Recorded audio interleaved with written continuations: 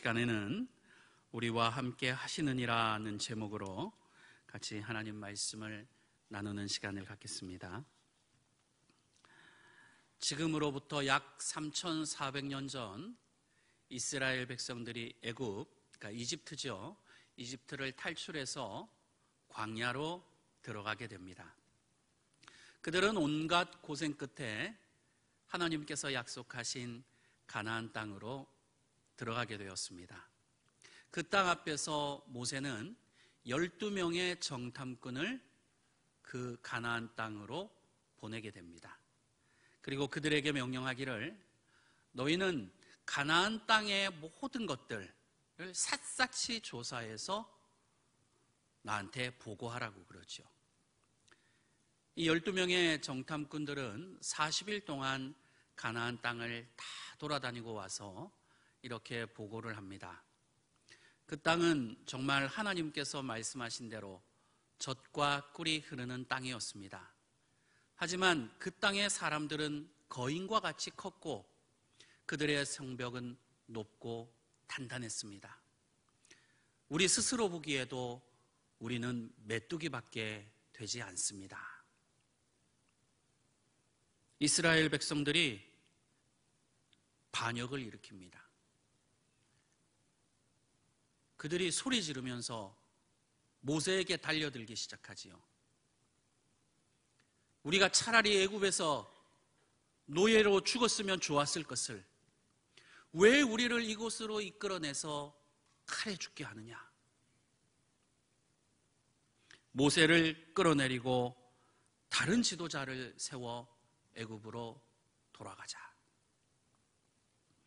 그들은 돌을 들어서 모세를 때려 죽이려고 했습니다.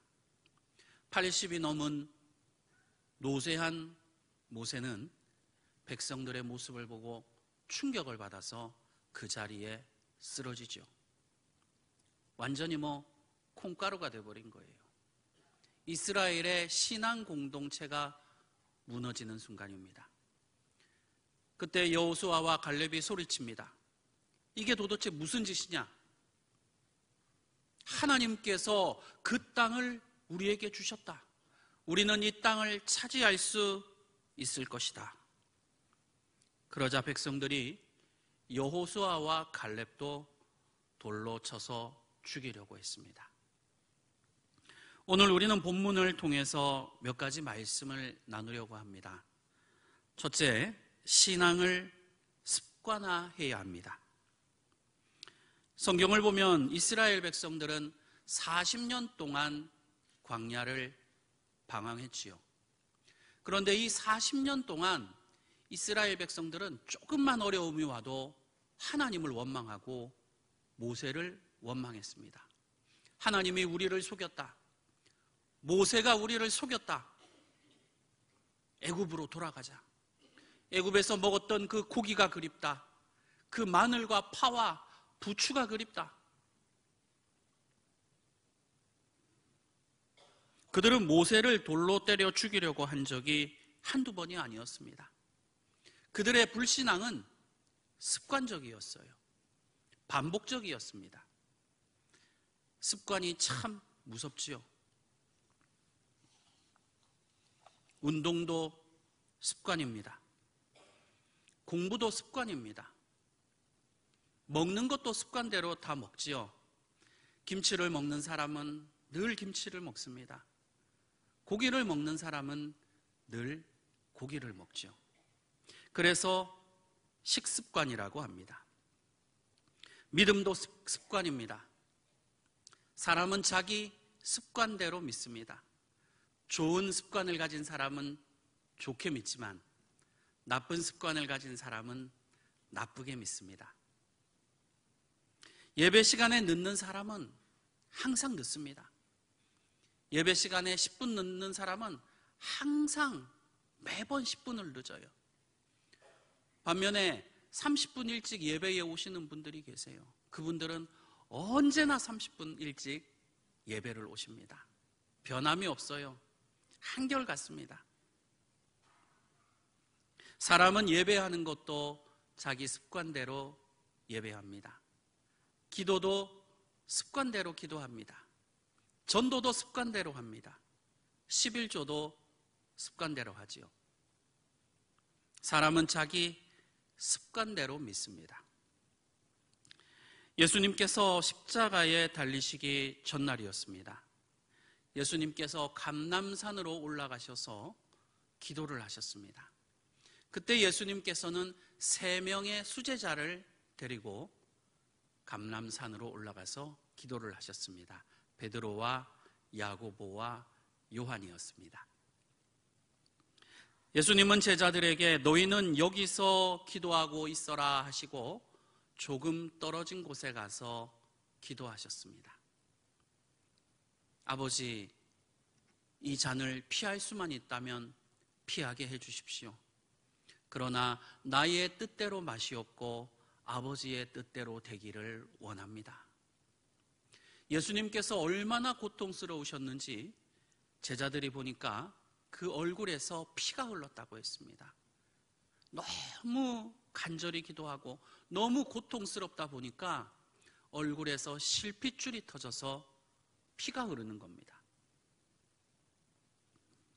그렇게 한참을 기도하고 제자들이 있는 곳으로 가셨는데 제자들이 졸고 있어요. 예수님께서 제자들을 깨우시면서 말씀하셨습니다. 너희가 1시간도 깨어서 기도할 수 없더냐? 예수님께서는 다시 나아가서 동일한 말씀으로 기도하시고 다시 제자들에게 돌아오셨습니다. 그런데 제자들이 또 졸고 있어요. 예수님께서 또 같은 말씀으로 기도하시고 제자들에게 3번째 왔는데 또 졸고 있는 거예요. 제자들이 할 말이 없어요. 너무 창피한 거예요. 입이 있어도 말하지 못하지요. 여러분, 제자들이 왜 졸고 있었는지 아십니까? 피곤해서요? 제가 볼 때는 아닙니다. 습관이에요. 습관적으로 조는 거예요. 기도도 다 자기 습관대로 기도하는 겁니다. 예수님께서는 졸고 있는 제자들에게 이렇게 말씀하셨어요. 마음에는 원이로되 육신이 약하도다. 사람은 자기 의지를 가지고 하나님을 믿어보려고 노력은 하지만 사람이라는 이 존재 자체가 의지가 약한 존재라는 거예요. 자기 의지만으로 하나님을 믿는다는 게 결코 쉽지 않다라는 말씀입니다. 여러분이 믿음이라는 게요, 의지만으로 절대 되지 않습니다. 그래서 성령께서 은혜를 주셔야 돼요. 성령께서 역사하셔야 합니다. 성령께서 우리를 도와주셔야 해요. 그렇다면 예수님은 어떻게 기도하셨을까요? 우리 생각에 예수님께서 십자가에 달려 돌아가시기 전날이었거든요. 그 감람산에 올라가신 날이. 예수님께서 십자가에 달리시기 전날이었으니까 아마 특별하게 시간을 내서 감람산에 올라가셨겠지라고 생각하기 쉽잖아요. 그런데 성경은 아니라고 하셨어요.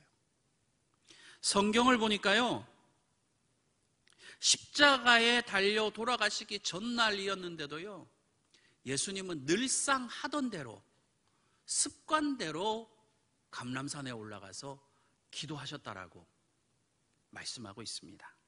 누가복음 22장 39절입니다. 예수께서 나가사 습관을 따라 감람산에 가시매 제자들도 따라갔더니, 예수님께서는요, 당장 내일 십자가에 못 박혀 죽으신다고 해서 특별히 시간을 내서 산에 올라가서 기도하신 게 아니에요. 그냥 늘상 하던 대로 기도하셨어요. 예수님은 습관대로 기도하셨어요.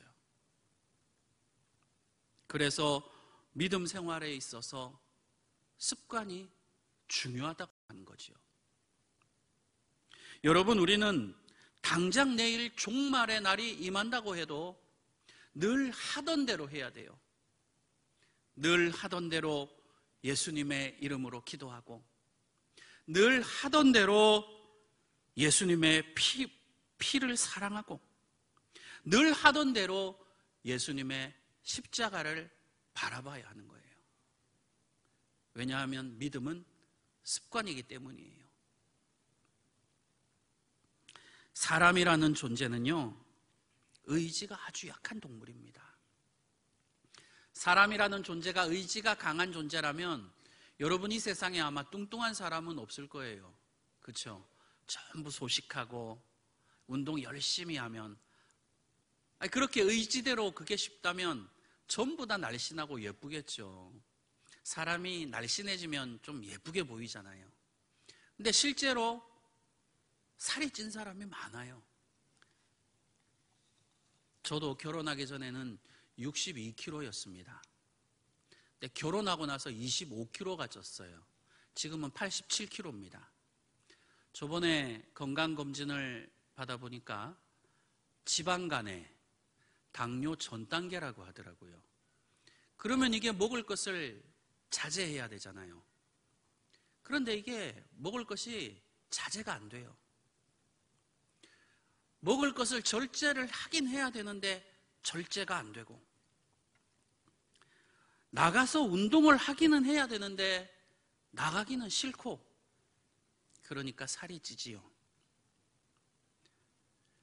먹는 것도 저는 기본으로 2인분을 먹거든요. 어떤 권사님은 그러더라고요. 목사님 무서워요. 살찌신 분들은 다 저랑 똑같은 분들이에요. 의지가 약한 거예요. 먹는 거를 조절할 의지, 운동할 의지가 약해서 그런 거죠. 먹는 것도 그렇고 운동도 그렇고 이게 습관이 안 되면 어려워요. 의지만으로는 정말 안 됩니다. 11조도요, 사람이 의지만을 가지고 11조를 내려고 하면요, 한두 번은 할 수 있지만 나중에는 돈 아까운 생각이 들어요. 그러니까 제대로 된 11조를 하기 힘들지요. 그래서 11조도 습관이 필요해요. 기도도요, 사람의 의지만을 가지고 기도하면 10분도 기도하기 어렵습니다. 예수님께서도 말씀하셨잖아요. 마음은 원이로되 육신이 약하도다. 사람이라는 자체가 육신을 가진 의지가 약한 존재라는 뜻입니다. 그래서 기도할 때는 사람의 의지로 기도하지 말고 성령으로 기도해야 할 줄 믿습니다. 유다서 1장 20절 말씀입니다. 사랑하는 자들아, 너희는 너희의 지극히 거룩한 믿음 위에 자신을 세우며 성령으로 기도하며. 성령으로 기도하라고 하셨어요. 우리 교회도 1시간씩 2시간씩 기도하는 분들이 계세요.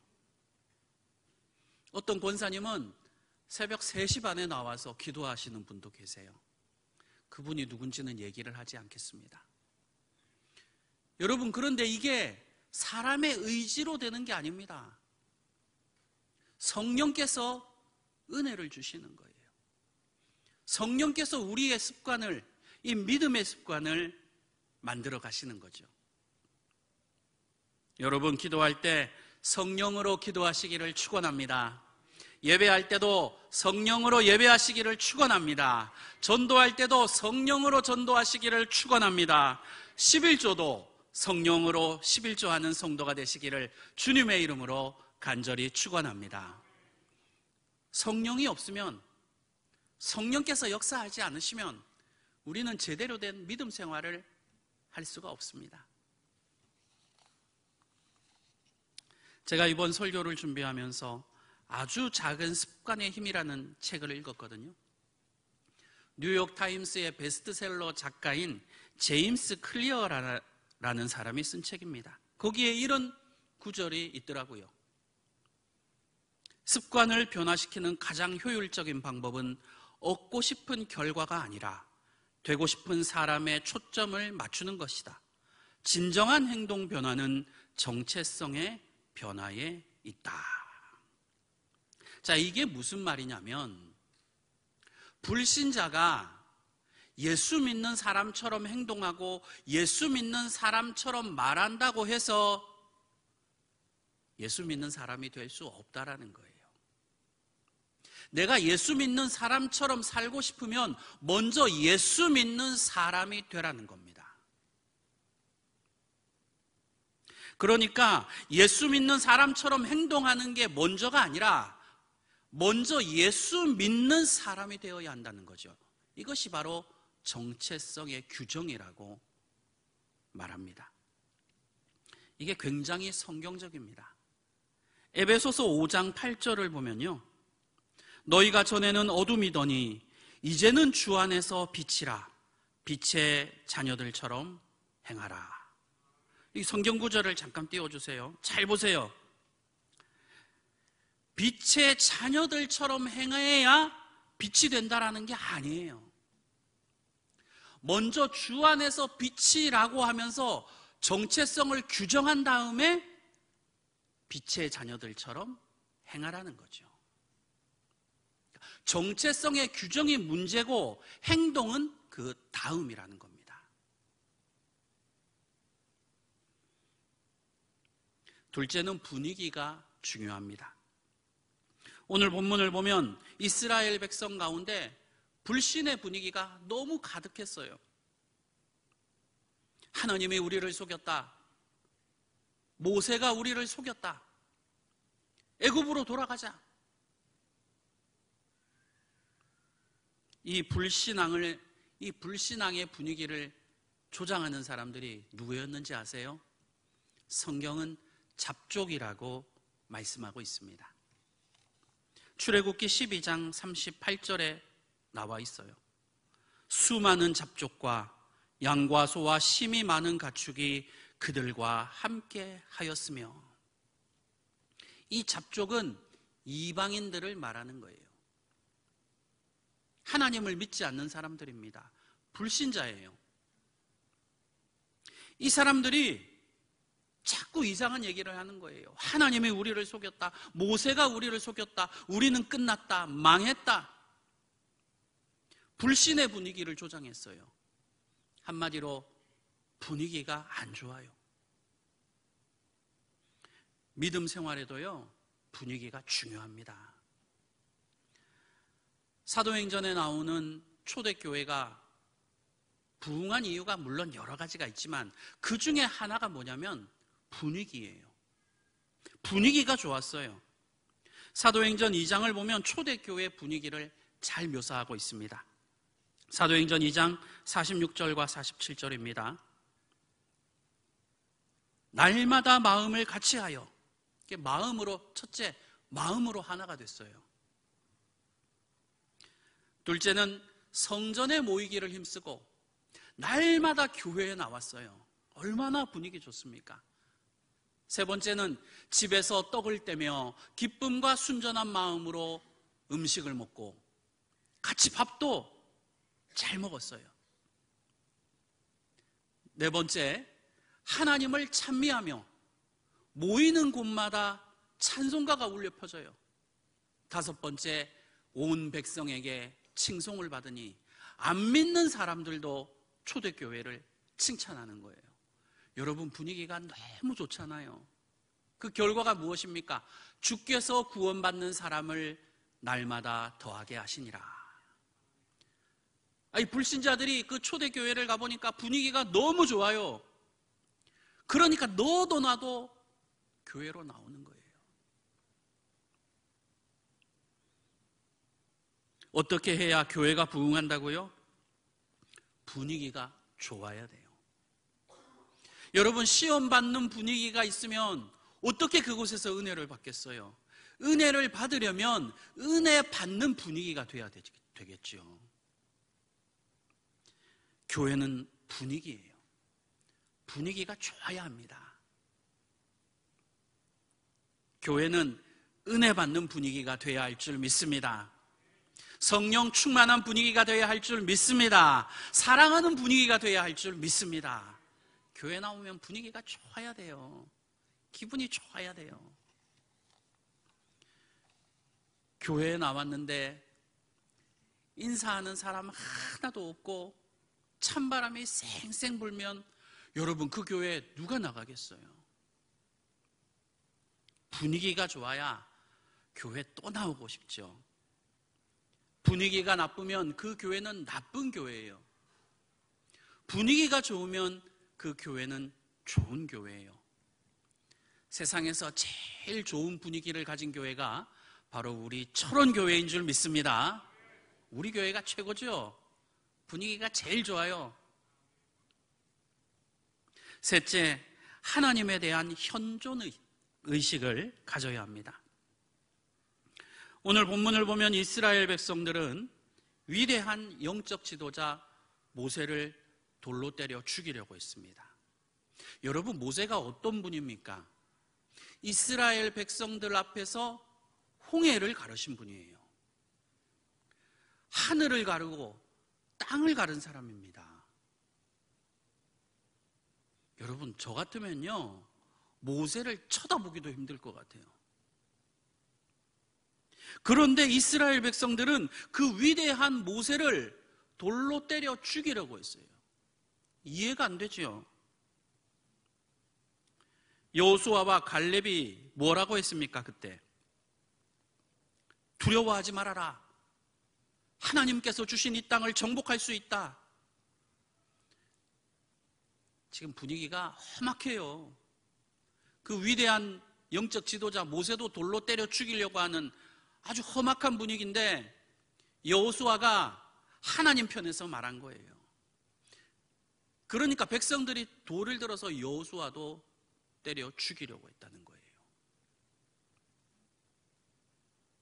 왜 여호수아는 죽음의 위협을 무릅쓰고 하나님 편에서 말했을까요? 그것은 바로 하나님께서 우리와 함께 계시다는 것을 믿고 있었기 때문입니다. 오늘 본문 민수기 14장 9절입니다. 여호와는 우리와 함께 하시느니라. 여호수아는 믿었어요. 하나님이 우리와 함께 계신다라는 거예요.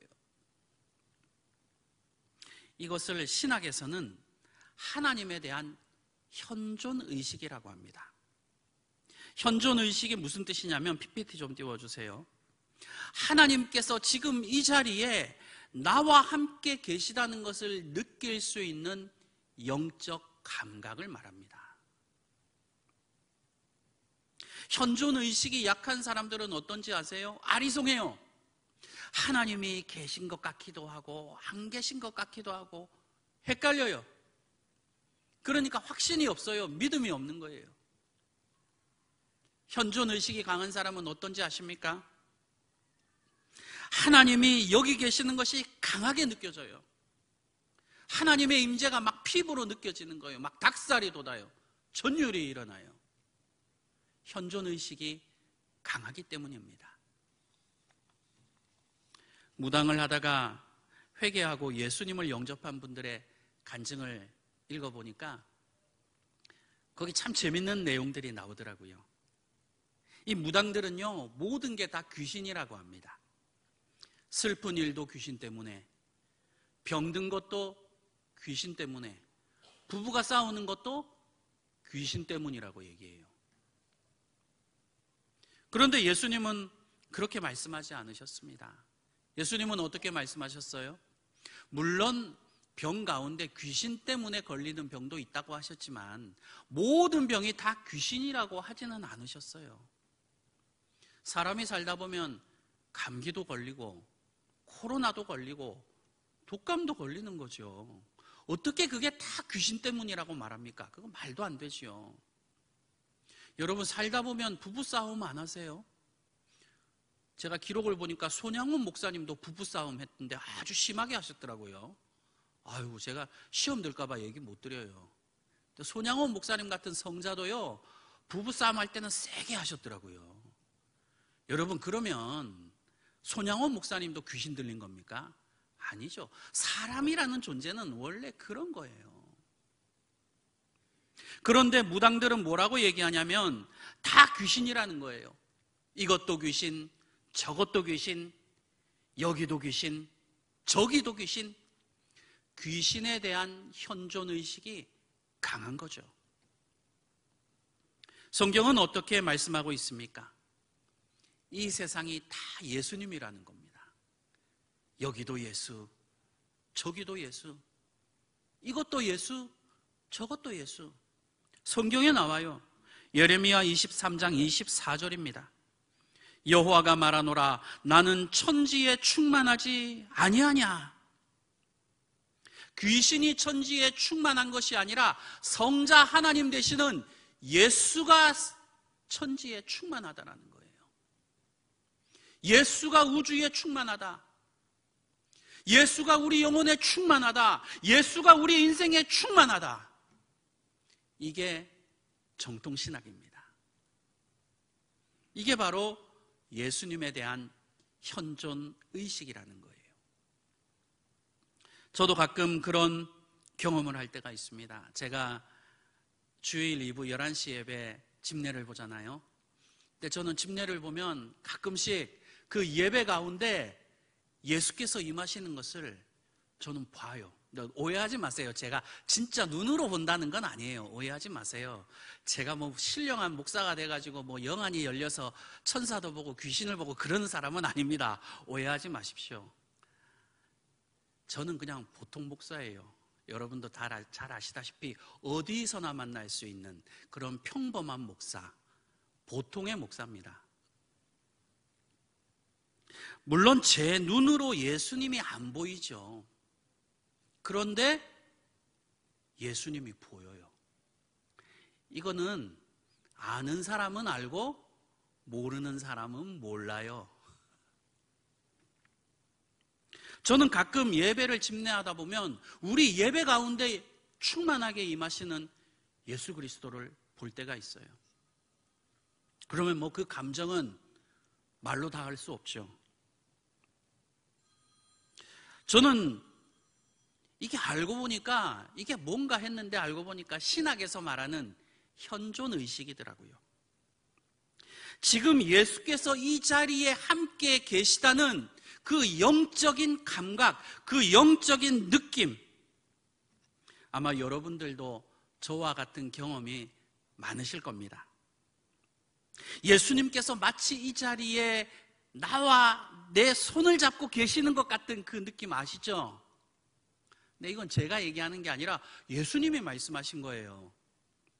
예수님께서는 마태복음 28장 20절에서 볼지어다 내가 세상 끝날까지 너희와 항상 함께 있으리라.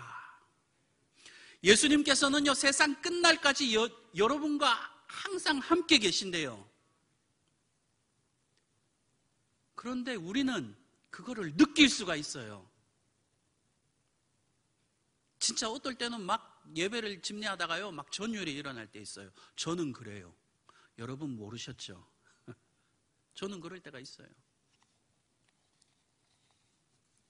어떤 날은 예배당 안에서 가만히 앉아 있는데 십자가를 바라보면 거기서 예수님이 보일 때가 있습니다. 오해하지 마세요. 진짜 눈으로 본다는 거 아닙니다. 저는 그렇게 경건한 목사는 아니에요. 어떤 날은 나이 많은 연로하신 교회 권사님이 문을 열고 들어오시는데 그 권사님 안에서 예수님이 보일 때도 있어요. 너무 감사하더라고요. 여러분 생각해 보세요. 귀신을 보는 게 좋아요? 예수님을 보는 게 좋아요? 예수님을 보는 게 좋잖아요. 기왕 사람이 귀신을 볼 바에는 예수님 보고 살면 얼마나 좋습니까? 그게 뭐예요? 현존의식입니다. 그거는 아마 여러분들도 다 느끼고 계실 거예요. 아마 여러분도 날마다 여러분의 삶 가운데 체험하고 계실 겁니다. 저는 목사로서 그런 꿈이 있어요.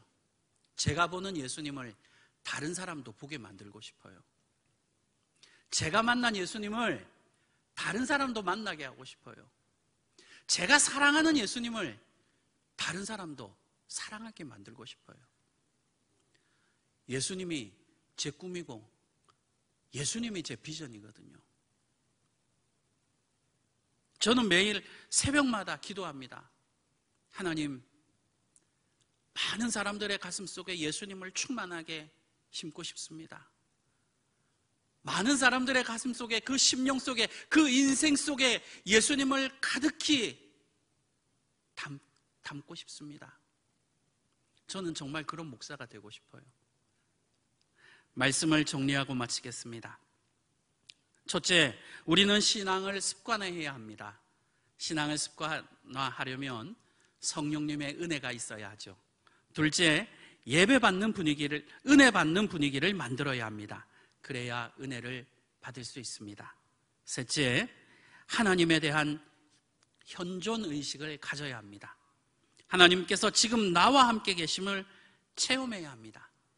이러한 은혜가 여러분 가운데 충만하시기를 주님의 이름으로 간절히 축원합니다. 기도하겠습니다.